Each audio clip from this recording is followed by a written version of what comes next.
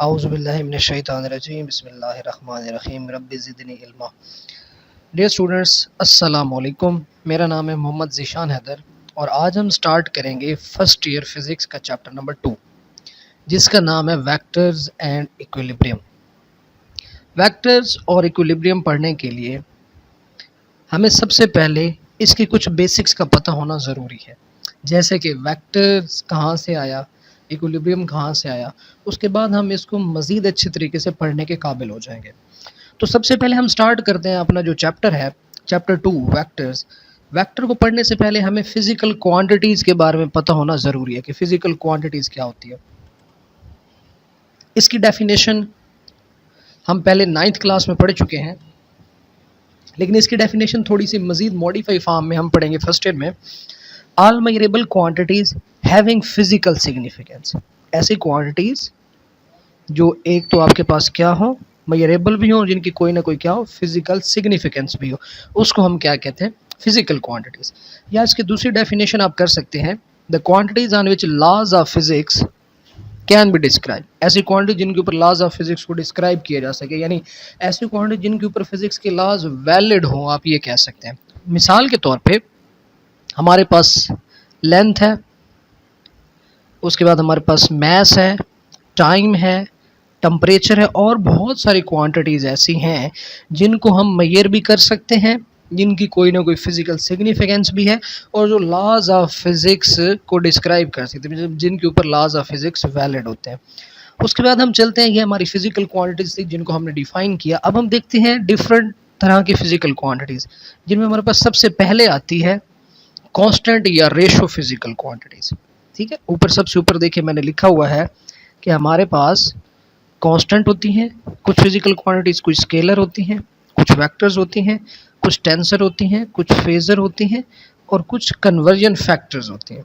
ठीक है, तो सबसे पहले हम देख लेते हैं कि कांस्टेंट फिज़िकल क्वांटिटीज़ कौन सी होती हैं। कांस्टेंट फिज़िकल क्वांटिटीज़ ऐसी फिज़िकल क्वांटिटीज़ होती हैं जिनकी सिर्फ न्यूमेरिकल वैल्यू होती है। मिसाल के तौर पे हम 10th क्लास में पढ़ते थे रिफ्रैक्टिव इंडेक्स, डिफरेंट तरह के रिफ्रैक्टिव इंडेक्स गिवन होते थे। वाटर का रिफ्रैक्टिव इंडेक्स 1.33। फिर इस तरह से हम देखते थे कि आइस का हमारे पास जो रिफ्रैक्टिव इंडेक्स है वो 1.31। डिफरेंट तरह के रिफ्रैक्टिव इंडेक्स हम पढ़ते थे, जैसे कि हम 1.33, ये एक रिफ्रैक्टिव इंडेक्स था। अगर आप गौर करें तो ये एक ऐसी क्वांटिटी है जिसकी सिर्फ और सिर्फ न्यूमेरिकल वैल्यू हो। तो इस तरह की क्वांटिटीज़ को हम क्या कहते हैं, कांस्टेंट या रेशो फिज़िकल क्वांटिटी। दूसरी मिसाल है, आपके पास ट्रेन है, ठीक है, इसकी भी सिर्फ और सिर्फ न्यूमेरिकल वैल्यू होती है। तो ऐसे फिज़िकल क्वांटिटीज़ जिनकी सिर्फ न्यूमेरिकल वैल्यू होती है उनको हम कांस्टेंट या रेशो फिज़िकल क्वांटिटीज़ कहते हैं।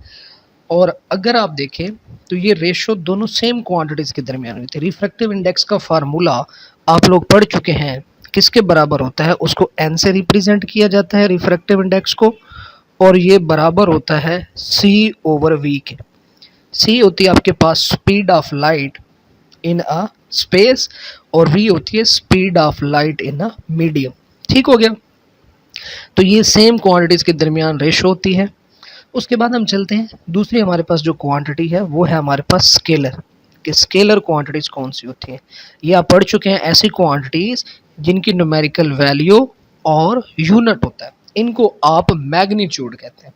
न्यूमेरिकल वैल्यू भी हो और साथ में यूनिट भी हो, इसको हम क्या कहते हैं, मैग्नीट्यूड। मिसाल के तौर पे मैस है 20 किलोग्राम, लेंथ है आपके पास 20 सेंटीमीटर। ठीक, तो इस तरह की जो क्वांटिटीज़ होती हैं उनको हम क्या कहते होते हैं, स्केलर कहते होते हैं। ठीक है, उसके बाद हम चलते हैं इसके बाद अपनी अगली स्लाइड पे। तो अगली स्लाइड में हमारे पास है तीसरी जो फिज़िकल क्वांटिटी है वो वेक्टर्स। तो अब हम अपने चैप्टर को देखें तो उसका नाम भी है वेक्टर एंड इक्विलिब्रियम। तो इसका मतलब है कि बेसिकली जो वेक्टर है ये फिज़िकल क्वांटिटी की एक टाइप है। अब वेक्टर क्या होता है, ऐसी क्वांटिटीज़ जिनकी न्यूमेरिकल वैल्यू होती है, यूनिट भी और डायरेक्शन भी। ये डेफिनेशन भी हम पढ़ चुके हैं अपने पिछले स्कूल फिज़िक्स में। मिसाल के तौर पे वेलोसिटी एक वेक्टर क्वांटिटी है, फोर्स, मोमेंटम, और आप फिर इनके फार्मूले भी पढ़ चुके हैं कि वेलोसिटी का फार्मूला क्या होता है, फोर्स का फार्मूला क्या होता है, मोमेंटम का, फिर साथ साथ आप इनकी डायरेक्शन भी पढ़ चुके हैं। कि वेलोसिटी की डायरेक्शन किस तरफ होती है, फोर्स की डायरेक्शन क्या होती है, मोमेंटम की डायरेक्शन क्या होती है, ठीक है। उसके बाद हम अपनी अगली क्वांटिटी की तरफ चलें तो अगली जो क्वांटिटी हमारे पास है वो है टेंसर। कौन सी क्वांटिटी? टेंसर। टेंसर आपके लिए एक नया वर्ड है। टेंसर फिजिकल क्वांटिटीज कौन सी होती है? ऐसी क्वांटिटीज जो बेयक व स्केलर भी हो और वेक्टर भी हो, समझने के लिए। वैसे टेंसर की और आगे टाइप्स होती है, जैसे कि जीरो ऑर्डर टेंसर होता है, फर्स्ट ऑर्डर टेंसर होता है, सेकंड ऑर्डर टेंसर होता है। लेकिन हम जर्नल एक तारीफ जो आपकी समझ में भी आ जाए, ऐसी क्वांटिटीज जो स्केलर भी हो और वेक्टर भी। इसका क्या मतलब हुआ कि ऐसी क्वांटिटीज जो स्केलर भी वेक्टर, मतलब ऐसी क्वांटिटीज जिनके अंदर डायरेक्शन भी हो लेकिन हम उनकी डायरेक्शन को कंसिडर ना करें। मिसाल के तौर पे देखिए तो हमारे पास करंट की डायरेक्शन होती है। कैसे? आप लेते हैं क्लॉकवाइज करंट या एंटी क्लॉकवाइज करंट। अब ये तो डायरेक्शन है ना। ये आप कहते हैं कि पॉजिटिव टर्मिनल से करंट जो आपके पास है वो नेगेटिव टर्मिनल की तरफ जा रहा है, या नेगेटिव टर्मिनल से करंट पॉजिटिव टर्मिनल की तरफ जा रहा है, ठीक है। नेगेटिव चार्जेस और पॉजिटिव चार्जेस की वजह से आपने करंट अपनी 10th क्लास में पढ़ा होगा।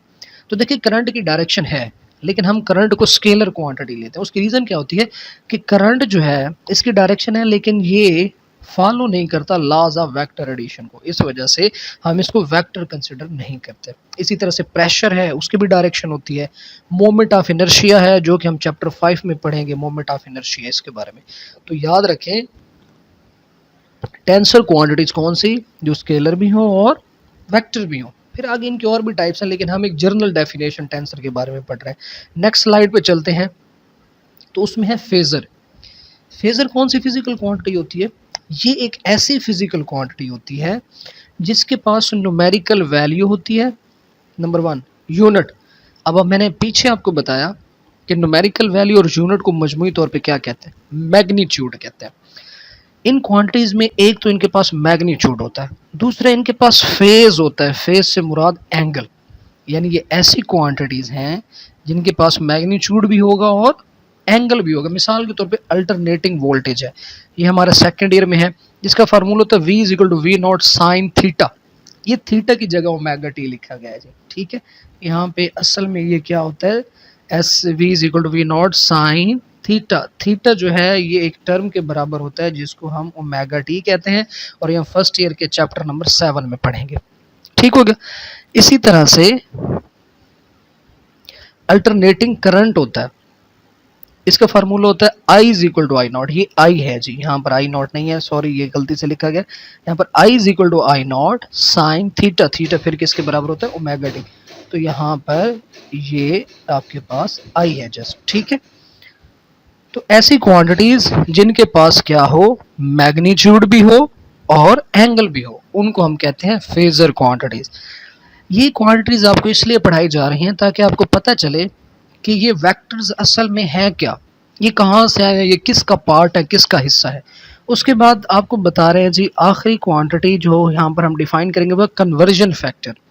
कन्वर्जन आपको नाम से ही श्योर होगा क्या होगा? The quantities in which one set of unit convert into other set of unit. यहाँ पर है the quantities in which one set of unit, यहाँ कन्वर्ट है जी, या चेंज, दोनों लफ्ज आप लगा सकते हैं। One set of unit convert या change into other set of unit. For example मिसाल के तौर पे हम देखते हैं कौन से ऐसे वन सेट ऑफ यूनिट है जिनको दूसरे सेट ऑफ यूनिट में तब्दील किया जाता है। तो देख लेते हैं जी हमारे पास कौन से मिसाल में हमारे पास हैं कि 1 मीटर में कितने फीट होता है। 1 मीटर में देखें आपके पास कितने 3.28 फीट है। अब मीटर एक और यूनिट है और फीट एक दूसरा यूनिट है। तो एक यूनिट से दूसरे यूनिट में हमने क्या किया है जी? कन्वर्ट किया। क्या किया हमने? कन्वर्ट किया, ठीक हो गया। इसी तरह से 1 माइल में कितने किलोमीटर होता है? माइल और किलोमीटर दो क्या है? डिफरेंट यूनिट है। ये एक सेट ऑफ यूनिट है, ये दूसरा सेट ऑफ यूनिट, इसको कहते हैं कन्वर्जन फैक्टर। तो कन्वर्जन फैक्टर भी बेसिकली फिजिकल क्वांटिटी की ही टाइप होती है। तो ये हमारे पास आज का टॉपिक था, जिसमें हमने असल में हमारा मकसद क्या था कि हम डिफाइन करना चाहते थे कि हमारे पास फिजिकल क्वांटिटीज कितनी किस्म की हैं और हमारा जो वेक्टर है वो कहाँ से आया। तो हमारा जो पहला टॉपिक है वो है कंसेप्ट ऑफ वेक्टर। तो वेक्टर को हमने डिफाइन किया, वेक्टर के साथ साथ हमने कुछ और क्वांटिटीज भी देखी जिनसे हमें ये समझने में मदद मिली कि हमारे जो क्वांटिटीज़ हैं वो वेक्टर्स के अलावा भी होती हैं, ठीक है। तो अब हम चलते हैं अपने अगले टॉपिक की तरफ, जिसका नाम है रिप्रेजेंटेशन ऑफ वेक्टर, कि वेक्टर को कैसे ज़ाहिर किया जाता है। ये भी हम स्कूल फिज़िक्स में पढ़ चुके हैं। रिप्रेजेंटेशन ऑफ वेक्टर्स, वेक्टर्स को दो तरह से रिप्रेजेंट किया जाता है, सिम्बोलिकली और graphically. Symbolically, vectors can be represented by bar, arrow और by bolding them।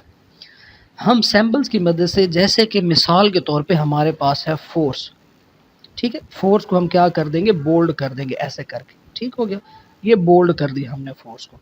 तो ये हमने वेक्टर की रिप्रेजेंटेशन में पढ़ा हुआ है कि आप सैम्बल्स को क्या कर दें, बोल्ड कर दें। ये वाला तरीकाकार किताब के अंदर बहुत ज़्यादा इस्तेमाल होता है। या दूसरा तरीकाकार ये है कि आप अपने सैम्बल के ऊपर एरो लगा दें, ठीक है।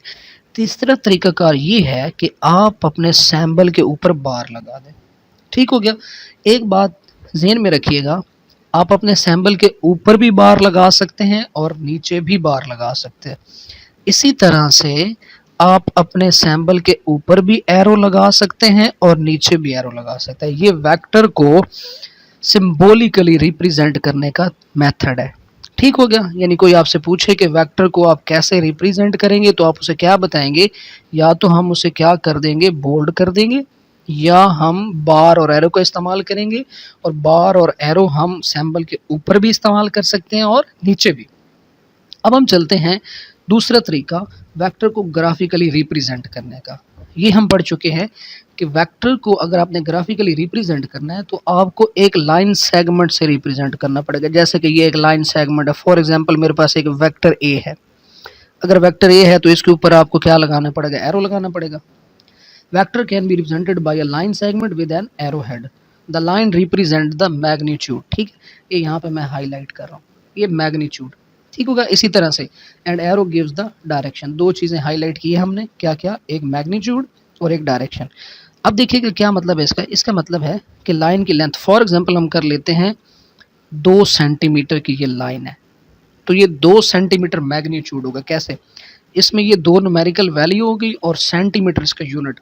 और मैंने स्केलर की डेफिनेशन में आपको बताया है कि न्यूमेरिकल वैल्यू और यूनिट को हम क्या कहते होते हैं, मैग्नीट्यूड। और ये जो एरो आगे लगा हुआ है, ये एरो, ये क्या रिप्रेजेंट कर रहा है, डायरेक्शन की, आपके वेक्टर की ये वाली डायरेक्शन है।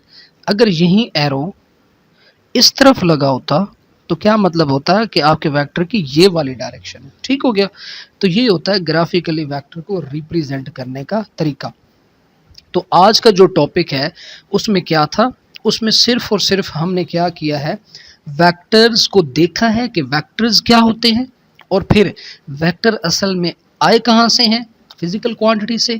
फिर हमने कुछ फिजिकल क्वांटिटीज़ को डिफाइन किया, फिर उसके बाद हमने कॉन्सेप्ट ऑफ वेक्टर को स्टार्ट किया, फिर हमने देखा कि वेक्टर को रिप्रेजेंट कैसे किया जाता है। तो ये आज का हमारा टॉपिक था। इसमें अगर आपका कोई सवाल हो तो आप पूछ सकते हैं, बाकी हम इंशाल्लाह अगले